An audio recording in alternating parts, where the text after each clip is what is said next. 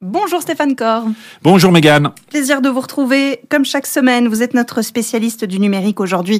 C'est un petit peu traditionnel, on revient souvent là-dessus, mais finalement, ô combien il est important d'en faire de la prévention. Ce sont les arnaques. Elles évoluent continuellement. Une en vogue particulièrement en ce moment, c'est celle des QR codes. On se souvient notamment en mai de cette année, le PostFinance qui avait lancé un appel concernant une utilisation frauduleuse de ces QR codes pour les factures.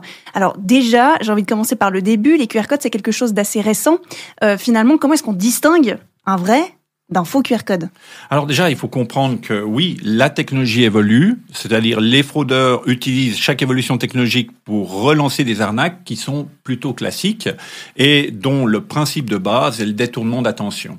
Donc le QR code, c'est aussi un moyen de détourner l'attention, c'est-à-dire qu'on a un pictogramme qui est censé nous permettre de payer directement quelque chose.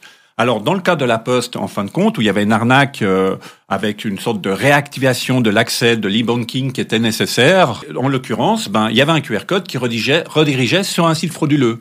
Le QR code est une étape intermédiaire. Et donc, il faut vérifier entre l'affichage du QR code qui va nous montrer le lien sur lequel on va être dirigé et s'assurer que ce lien-là n'est pas justement un lien frauduleux et qui correspond bien au site de l'entreprise qui nous a contacté ou qui nous a communiqué ce QR. Et en l'occurrence, non, ça ne correspondait pas forcément à PostFinance. Mais aussi, attention avec les applications de paiement bancaire, d'e-banking. Des fois, on peut scanner les QR codes de facture pour pouvoir payer des montants. Et là, il faut bien vérifier les détails sur le destinataire du paiement.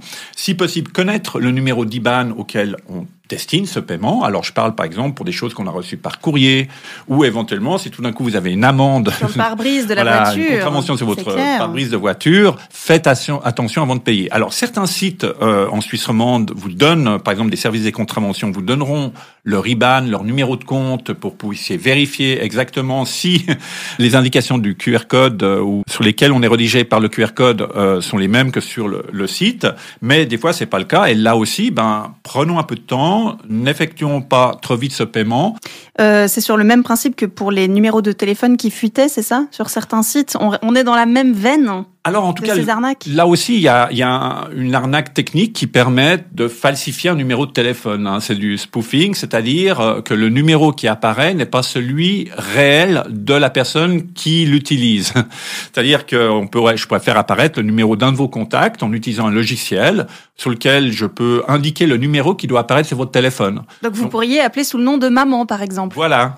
C'est horrible. On vous dit, il y a des arnaques comme ça qui se font avec ces faux numéros de téléphone. Et justement, c'est le numéro d'un proche qui appelle et tout d'un coup, il y a un accident, votre fils, oncle, je sais pas, est à l'hôpital, il faut absolument payer quelque chose. C'est horrible. Etc. Donc, on joue sur le facteur émotionnel, le détournement de l'attention, l'urgence de la situation. De nouveau, on a à nouveau ces éléments qui sont en place. Et là aussi, il faut être vigilant. Donc, on peut très facilement générer des numéros déjà à la base avec un logiciel adapté. On peut tout d'un coup, en partant de racines comme 077, 78, 79, générer tous les numéros derrière qui peuvent correspondre à ça.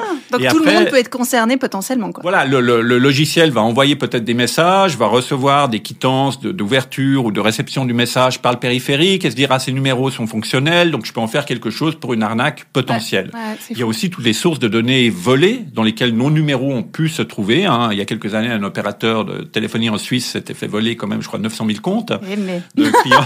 C'est rassurant. Donc, voilà. Donc, il faut être vigilant. Et oui, même si ça vient d'un proche, il faut essayer. C'est pas facile, mais il faut essayer de prendre un peu de distance avec ses émotions pour se dire comment est-ce que je peux vérifier cette information. Ne serait-ce qu'en appelant le numéro depuis son téléphone.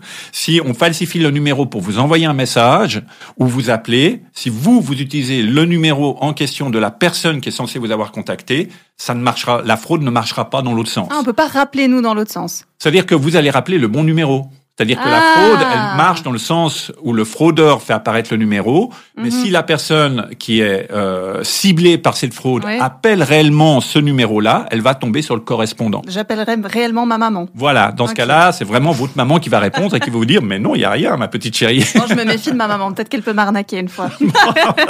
Stéphane Corr. On ne veut pas en savoir plus. La semaine prochaine. La semaine prochaine, merci.